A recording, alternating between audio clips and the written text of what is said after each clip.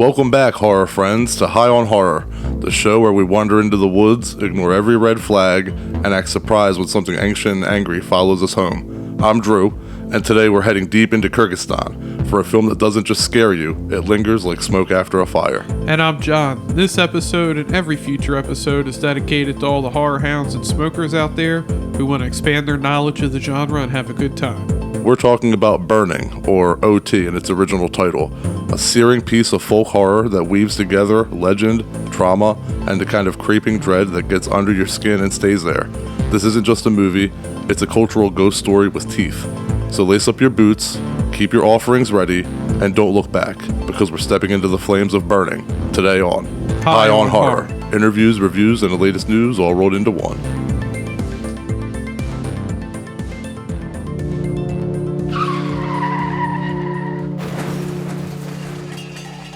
All right, I think it's the smoker's favorite part of the show coming up here, Strain Wreck, it's a segment of our show where we tell you what strain we're getting wrecked on and give you a little update on the current events happening.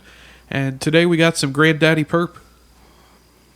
And, while you get that started, which I can't wait for, I'm going to bring up, I'm going to start here with Hell House LLC Lineage.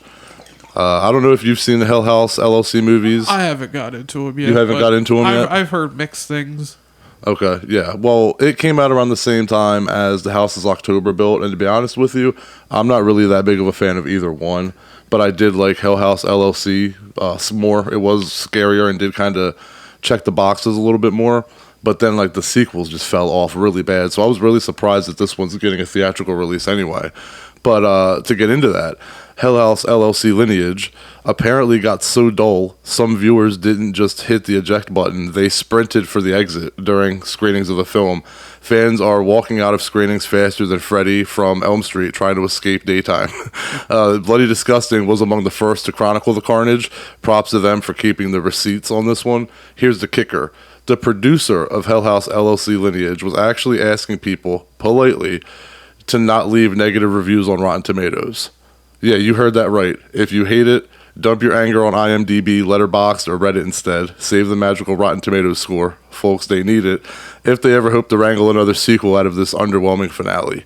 That's crazy, right? To actually have to, ask people out on their way out, you're leaving during the movie, please don't leave us a bad review. And the word got out about it? That's embarrassing. That's bad. I feel like that's just going to get them even more review bombed. Yeah, especially because the people that hate it are going to come at it more. And it feels like, Or just people angry at them saying that. They probably haven't even seen the movie. They're just going to review bomb it. Yeah, that's the internet nowadays. They're going to attack you like that. They're going to bully you for some shit like that. But it feels like trying to paper over a structural crack with sugar. The core issue, the franchise ditched its found footage roots, something that fueled its spooky charm, in favor of a cleaner, more cinematic style. And apparently, that decision sucked the fear right out of it.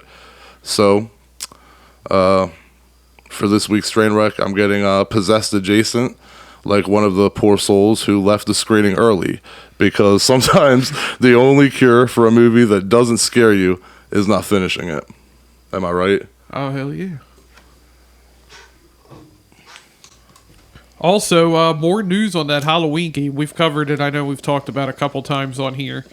I was a little skeptical when Gun Media got involved because, the isometric, or asymmetric, not isometric, horror games, the 1v4, we've seen it starting with, the Friday the 13th, Killer Clowns, Texas Chainsaw Massacre. I don't think they were involved in Evil Dead. No, they weren't. But they ended up becoming involved in this. They are going to have that multiplayer element, but they announced single player, and at first I was, again, skeptical, thinking it was going to be like Jason, where it was just a series of scenarios and challenges. But apparently, they're going for a story mode. Yeah. You can also play single player offline against the bots, so if you just don't feel like playing online. The single player mode, you're playing as Michael. They're saying you can explore, Haddonfield from 1978. I would have liked story mode for both. you could play as Survivor, Yeah. even if it wasn't Lori. But I gotta say, single player bots was always my favorite way of playing, even online. Like, I know it's not the same online. It was fun for Jason. I'm referring to, my fault. Yeah. Let me clarify. For the Friday the 13th game, that was always my. That was always like, the way that I preferred to play. Here you go. Here's the later. Oh, it's still lit. Sweet. I always preferred to play the bots because it was just funner, and it really helps you practice. So I think it's cool, like you said, that they're giving us a story. I will say, But though, I do like fighting the bots, I will say the bots. playing as a Survivor against Jason and that, it could be frustrating, but sometimes it was fun, even though as chaotic as it got of people just team killing each other. And every time you grabbed a motherfucker by the throat, they stabbed you with a knife and let off fireworks. And you're just like, God damn I still it. think, I don't know if I've said it on here before, but my favorite memory of that game is playing online. It had, unless you had a walkie-talkie, it was proximity chat, so you could only talk to people around you, but you could also talk to Jason. And the Jason dude showed up, and one of the achievements in the game is kill Jason. And he was like, hey, do you all want to get the kill Jason achievement? That's fucking awesome. We're like, yeah. So he's just like running with all of us, because he's like, you have to go to different places. I don't remember, but you have to go get Mrs. Voorhees' sweater. You have to do that. You have to knock his mask off. So he's just running with us to like each place to do it. It kind of almost looked like, and it would have been before the movie, Halloween Kills, where they're just jumping Michael in the street. We're just around Jason, just smacking the shit out of him until his mask comes off. But they are talking about, because with the single player story, it's something we don't see with pretty much anything with gun media. Yeah. But they said on the website, if you go to HalloweenGame.com, replayability is such a critical component to any compelling gameplay loop, which is why we've dedicated extra development time to ensure we deliver a cohesive and endlessly replayable horror game. The foundation of our design goals center around an engaging core that breeds infinite possibilities throughout the game, regardless of how you choose to play. From the moment-to-moment gameplay to the front-end meta-game progression experience, there will be consistent possibilities evolving around you. The feature and mechanic alchemy throughout Halloween has been catered to allow for expansive gameplay combinations, ensuring you're being fed that tantalizing sense of excitement while leaving you hungry for more. They're also talking about that the single-player campaign is going to have replayability to it. Again, it's gun media, so I'll wait to see, but hopefully they do have a good single player story. Yeah. And by God, find yourself a new Loomis, because that voice is terrible. Yeah. That's funny. Like I said, when you brought it up to me earlier, I was like, I thought it looked like him. I'm like, what are you talking about? And then you were like, no, the voice. I'm like, oh yeah. Like I did listen to the audio on the trailer, but like it sounds like if I was trying to do an impersonation of Dr. Loomis, people would be like, that's not good. Who knows? Maybe that's something they'll fix by the time the game's out. Maybe that they'll get a new voice in there. The guy from Halloween 2018, you could listen to it. It's not Donald Pleasance, but it's obviously. close enough. But it's close enough. Yeah. And for Halloween Kills, until he did Michael kill again? Other than that, he was pretty decent. This guy, just none of that was good. Yeah, I agree. Except the fact that it looked like a video game Loomis. Yeah. But man, I've been waiting for this game forever. Maybe it'll be like Tommy Jarvis. How you can call Tommy Jarvis in Friday the 13th. Yeah, that'd be cool as shit. Like you have to do something, you can get Loomis to show up. Yeah. Well, look, man, all I can say is that if they nail the atmosphere like the slow burn dread of Carpenter's original and that iconic score, it's going to be a game changer. Just give me the streets of Haddonfield, a kitchen knife, and that heavy breathing, and I'm in heaven. Yeah, hell. and Carpenter's supposed to be involved, so we'll see. I wonder if that's just he gets to slap his name on it and make the music. Yeah, who knows? But, I'm definitely looking forward to it. And like you said, I have the same fears that you had about gun media. But, as much as I could complain about them, at the end of the day, their games are always entertaining. They're fun, even if they're dumb fun. But so, it's, I'll take it. It's the same thing. Yeah. I'm glad to see that maybe we're getting, maybe they're getting the message that we're getting tired of it, because Hellraiser's going to have a story to it, and they're specifying the changes they're making to like this game versus the other games. So yeah, I think they're trying to amp up that they've amped it up. So that's cool. as a fan of the Madden franchise, well, former fan. I mean, I played all those from Super Nintendo from like '92. I bought them pretty much yearly up till probably 6-7 years ago. Never played a Madden game. They always say every year they're changing this and that, and then eventually it's like The Walking Dead. But don't they do that I've with heard it so much that this is going to be the most amazing season ever, and you're just disappointing me year after year. They did that with the wrestling games too. They always said that they would change something, and they wouldn't, and it wouldn't be for the better. Like the submission system would suck, and you'd be like, "What?" I mean, at least they've got better. Well, again, I haven't played one in a long time. It got so broken that I can only speak from when I played that kept happening. Here comes the pain and No Mercy. You're still the best though. Oh, here comes the pain. The one with Brock Lesnar on the cover. Yeah, Cock Lesnar. Yeah, I still love the original SmackDown. The original SmackDown for the first PlayStation was my shit. I like SmackDown too a little bit better. Well, of course, but I'm just saying I just have such memories with that first one. All right. We could stop talking. All right, onward. So gather around because we've got some news from Bloody Disgusting on the Dexter universe, and it's a doozy. Despite being renewed in April, Dexter Original Sin, the origin story prequel following a teenage Dexter, has officially been canceled. And yes, that means no more teenage angst, no more young Harry giving his son those first lessons in murder, and plenty of fans' disappointment. Did you watch it? I did not. I did not watch any of the Dexter stuff because, man, that was a series that if it ended up going on as long as Walking Dead, I'd have probably had to have bowed out. It peaked at 4. Mm-hmm. I agree with that part, but I'm still into it for sure. I couldn't get into the renewal like when they brought it back for a season. I was like, I Fresh don't know. Blood. I love it. Fresh Blood was great, man. If you watch the original series, you owe it to yourself to watch Fresh Blood. Seriously, I'll get to it eventually. Okay, but here's the kicker about Dexter Original Sin. You ready for this one? The renewal was announced within a writer's room without production dates. So it was basically a maybe someday that never hit go. That's weird. Blame the Skydance, Paramount merger, and the new leadership shaking up the priorities rather than dig further into Dexter's dark adolescence. The network is banking on the original killer back in action. That means Dexter Resurrection, starring Michael C. Hall, is moving forward with a writer's room for season 2, which this is awesome as well. You need to catch up, seriously. All right. I'll do it sometime. And, well, the thing is, well, listen, like, you know, the fans are naturally. Social media is alight with, you know, Save Dexter Original Sin petitions, outraged Redditors, tearing, insisting that it was the best prequel since, well, Dexter. One fan wrote, the show was great all throughout. The cast was absolutely perfect. It would be a waste not to use this cast anymore. And another one pointed out Michael C. Hall's irreplaceable charm. Quote, for me, Dexter has always been about Michael C. Hall. Patrick is doing a stand-up job, but Michael C. Hall will always be singular for me. So with this week's Trainwreck, you know, I'm swirling resentment over unrealized origins because sometimes the only way to cope with a franchise misfires is a stiff drink and a dark sense of humor. Yeah. I'm not big on the stiff drinks. I'll just smoke an extra bong. There you go.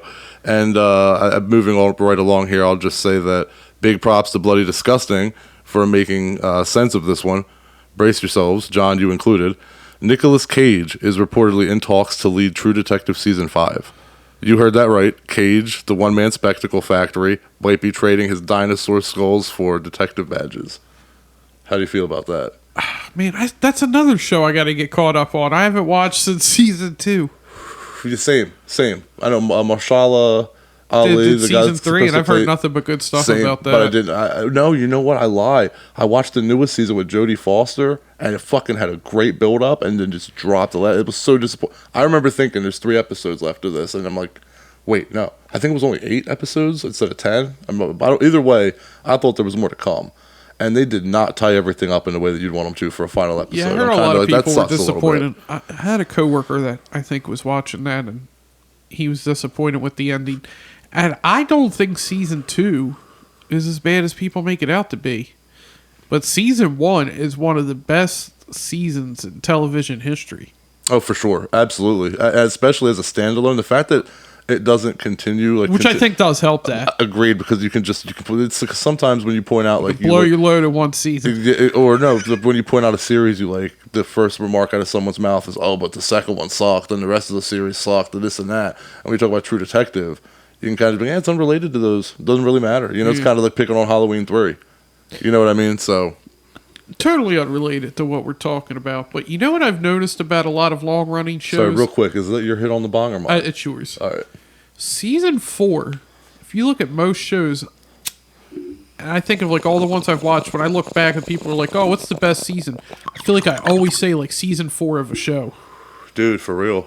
There's so many seasons, and just season 4 is like the best. Dexter, Sopranos, Battlestar Galactica. Yeah, Battlestar Galactica. Oh, Jesus. Let me grab that for you, my fault. But, yeah, I guess that about... What, oh, no, I wasn't done. I just was just talking. My fault. My fault. I wanted to go more into this. Toes here. No, I was just going to say that... I'll chill out. Season 5 is set in Jamaica Bay and will be written by and showrun by Issa Lopez, who returned last season and lit the cold, dark winds of Alaska like a bonfire, the one I just talked about with Jodie Foster. It all comes together. Cage will play Detective Henry Logan, bringing his patented brand of intensity to investigations on gritty city streets. And here's the real cartoon in the gas station. This would be a rare True Detective appearance on the small screen for Cage, and his final main TV lead ever. So let's hope he brings more quietude than batshit off the walls fun. Though, let's be honest, that's kind of the fun of Nick Cage. Yeah. Maybe he'll steal the Declaration of Independence. And, he's going to steal the Epstein files. he's gonna play the guy that uncovers them in the next National Treasure movie. That's gonna be the National Treasure. Anyway, the final National Treasure movie. I don't think that one will be family friendly. No, that's the only R-rated one. It's going to be banned immediately. Anyway, all right, so go into today's bud and why we're smoking it for today's movie and everything. All right, so we're smoking Granddaddy Perp. It's an indica strain that goes by many different names. Granddaddy Perp, Granddaddy Perps with an S, Granddaddy GDP, Perps. Granddaddy Purple Kush. It was popularized in 2003 by Ken Estes. Granddaddy Perp is a famous indica strain of Mendo Perps, skunks, and Afghanistan. Some people call it Big Bud crossed with Purple Urkel. Either way... That always fucking kills me. I'm sorry, Purple Urkel. The Purple Urkel, yeah. Either way, this California staple inherits a complex grape and berry aroma from its Perps and Ghani heritage. GDP flowers bloom in the shades, and a contrasting backdrop for its snow-like dusting of white crystal resin. Its potent effects are clearly detectable in both mind and body, deriving a fusion of cerebral euphoria and physical relaxation. While your thoughts may float in a dreamy buzz, your body is more likely to find itself fixed in one spot for the duration of GDP's effects. Granddaddy Perp is typically pulled off the shelf for consumers looking to combat pain, stress, insomnia, appetite loss, and muscle spasms. Sounds good. I mean, I don't have much of those things, but shit, I'll take it. GDP blesses its growers with massive yields that are ready for harvest within 60 days of flowering time indoors. So its effects are sleepy, relaxed, and hungry. The flavors are grape, berry, and violet. And I found a review here, and it is from June 4th of 2016. Okay, and usually, 9 years ago. And usually you see me, like I scroll through the reviews. This is the first review on the page. No shit, okay. I tried Granddaddy Purple for the first time yesterday. I'd look forward to trying it all week after reading these reviews. Seriously, I think I was more excited to try the strain than a kid looking forward to Christmas. The taste is so sweet. The smoke is thick and heavy with the sweet undertaste. Nice. 5 minutes later... Nice. Yeah, he literally... And technically, I didn't give the true inflection because he put an exclamation point on it. Nice. Yeah. 5 minutes later... Nothing. No effects whatsoever. 10 minutes in, my only effect was boredom. You really think this dude was sitting there with a stopwatch or looking at his phone, checking like, okay, 5 minutes passed, 10 minutes passed, like he's waiting for an ecstasy pill to kick in or something? No, he was probably blasted out of his mind and writing this and like. Fair enough. That's actually and it was probably accurate. only been 5 minutes. So after I was saying, he said 10 minutes in, my only effect was boredom. No. 15 minutes in, I decided I must have inhaled wrong or something. What? Now, What? very specifically, 17 minutes in, just as I was going to grab the bong for another go, this next two words are all capital. The next two words he wrote, "Hello, Granddaddy," in all capitals. What? To say I was stoned would be an understatement. I'm pretty sure my butt melted with the couch. I was pretty much capable of watching and rewatching trailers on demand. I wanted food, all the food. Thank God I was trapped by some unforeseen force and couldn't get off the couch. Granddaddy Purple was slow acting, but Negasonic levels badass in its punch. I don't even know what that means. Did he mean Sega Sonic? And he typed an N instead of... No, I thought it was Negasonic Teenage Warhead from X-Men, and she's in the Deadpool movies, so yeah. Okay, yeah, I don't know. But Negasonic level badass in its punch. Tread carefully. This is definitely a nighttime strain. Unless your daytime gig involves watching the Deadpool trailer 19 times, you probably don't want to try this when you need to be productive. That's why he said That's why he said it. Okay.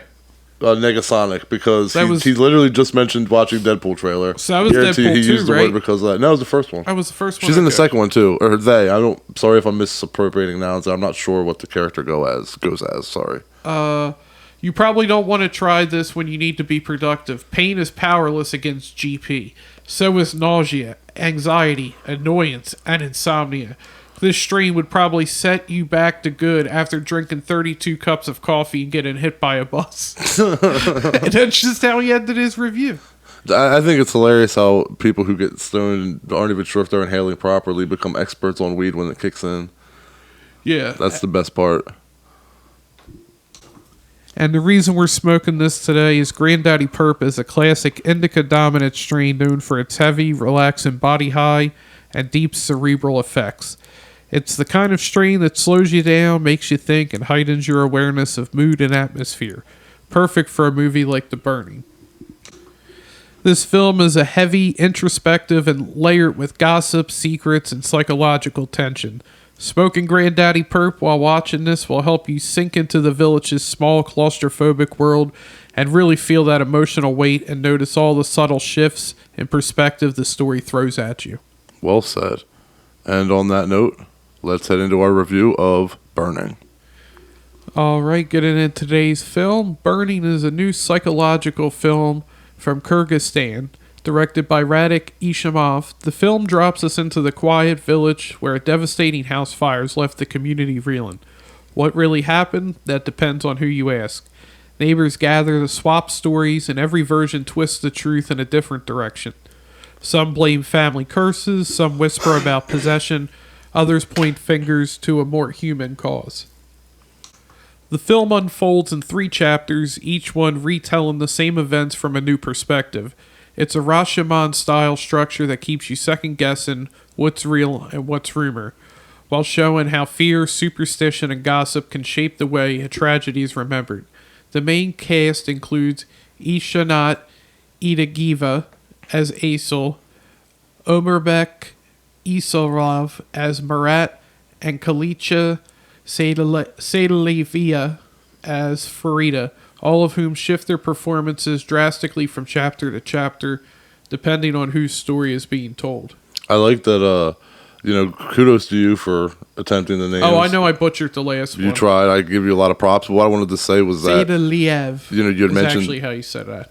Oh, look at you. Yeah. Well, what I just wanted to interject here with was just that you mentioned the format and the different perspectives. And what really impressed me was the structure. The story is broken into segments, each told from a different point of view, and that format pulls you into the ripple effect of trauma in a way that's deeply unsettling. It's powerful, it's disturbing, and it's incredibly well acted.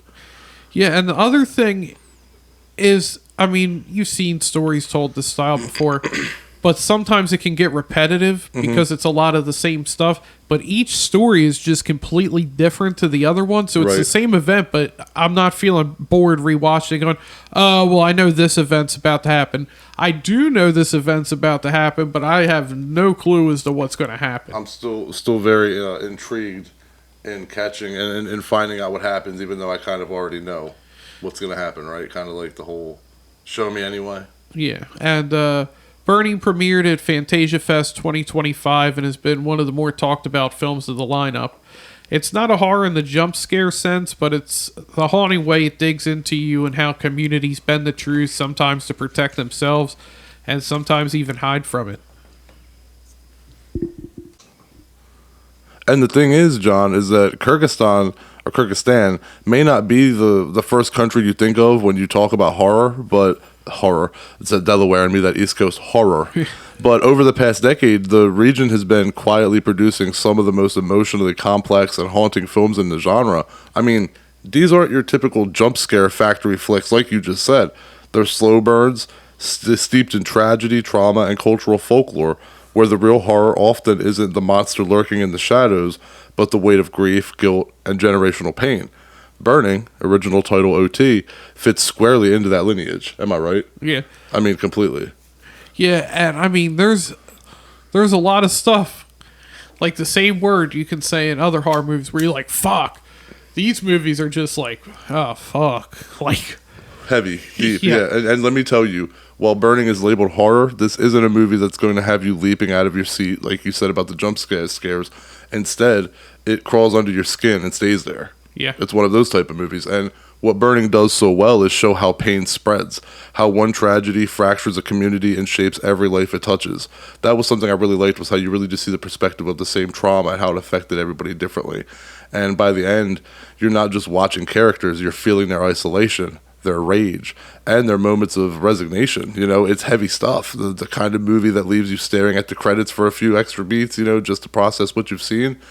And if you're someone who gravitates towards a style of horror, the kind that's less about loud scares and more about psychological unease, you'll want to check out another Kazakh horror gem called Albersty. Like Burning, it uses the lens of folklore and human suffering to explore something much deeper, this time revolving around a child at the center of the story. Just like this one, you know, Burning is about a child nonetheless. But for me, Burning isn't a film you enjoy in the traditional sense. It's one you experience. And sometimes, to me, that's what horror is all about, holding up a mirror to the darkest parts of humanity and making us sit with it, much like Bring Her Back. Yeah. You know what I mean? And so it even when it's uncomfortable, you know, 8 out of 10. This is a very heavy story, makes you do a lot of introspective thinking. What really makes the movie work is the way all three lead actors have to play the same role wildly different in each chapter. Right. And that was really crazy too. For different perspectives, yes. And for me, it was really apparent going from chapter 1 to chapter 2 and watching, what's her name? Frida. Or Farida. Mm-hmm. Watching her from the way she acts in the first story to just the way she acts at the beginning of the second story. I'm like, oh shit, okay. Right. Because, I mean, when we had the synopsis that it was being told from different perspectives, but like I was saying, you get a lot of those ones where it's a lot of similar perspective. Right. It's just altered in little ways. Mm-hmm. And this is just one, it's just nobody's story is even close to being true to the other one. Right. But, yeah, like I said, all three of them pull it off. Personally, I would have liked to have it lean more into the Rashomon ambiguity and leave the ending more open to interpretation, because this one does have a correct version of events. That said, this is exactly the kind of movie that you were saying you don't like it, you experience it. Yeah. It kind of goes along with what I got to say here is it's a movie I want to show to other people.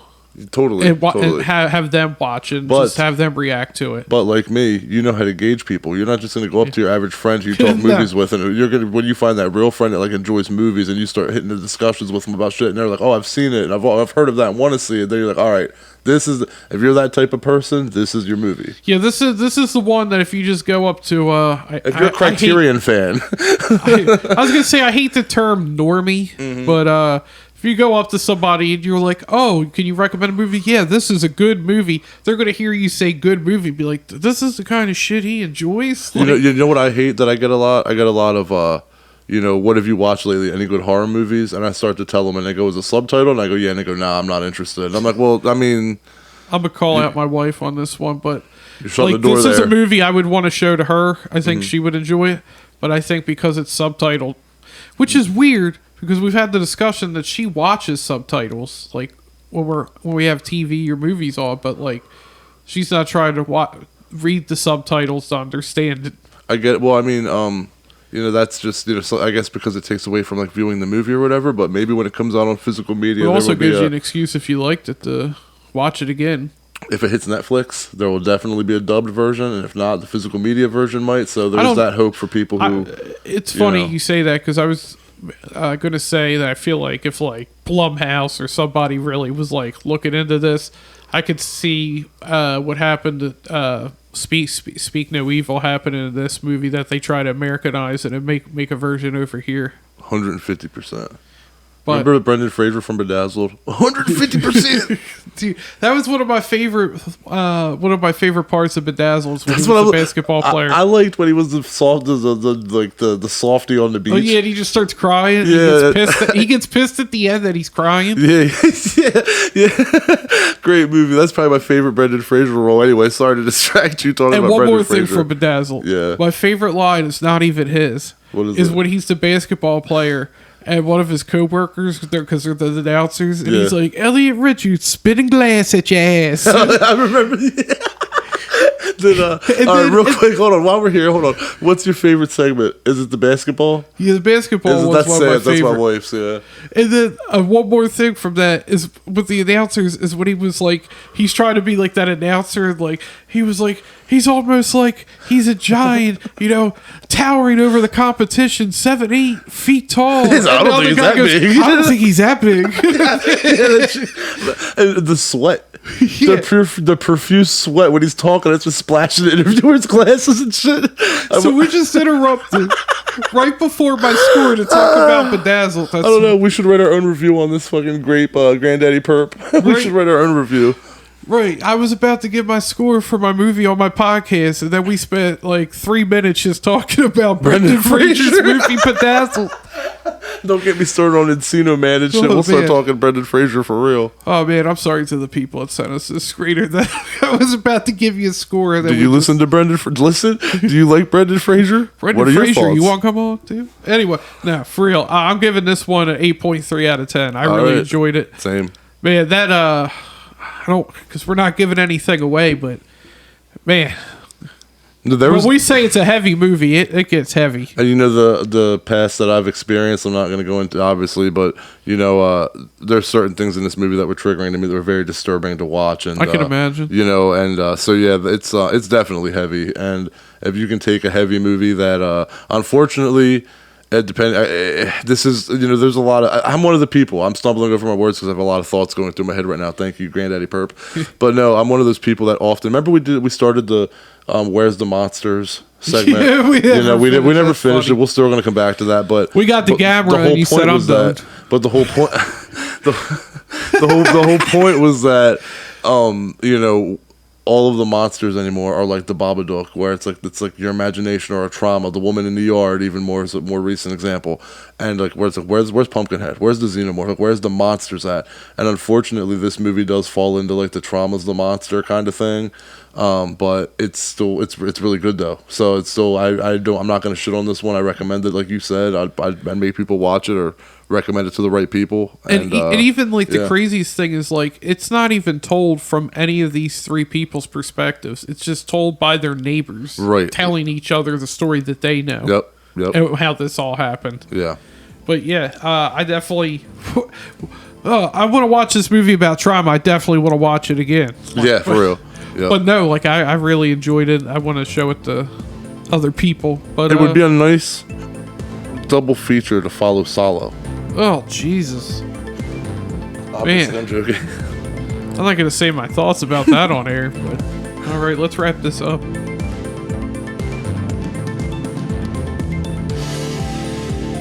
Thanks to all the horror hounds and smokers out there for tuning in. Thank you. And next week we have a special treat for you, thanks to our friend of the show, Laura Marie Taylor. She's a darling, isn't she? Of course. We are going to be joined by David Cadams from Friday the 13th Part 3, and that gives us an excuse to rewatch Friday the 13th Part 3 for research purposes, of course. Yeah, of course. Not like I already have enough knowledge on it. Not that we could just come up with, our questions and talk about the movie for hours without playing it right now, but, And of course, because Nicole's not listening, I'm going to use that as an excuse this week to be like, no, I have to watch this for research. But make sure to follow us at High on Horror 420 online on Instagram, X, Twitter, TikTok, all of it, YouTube. And I guess that'll about wrap her up. Catch you later. See y'all next week.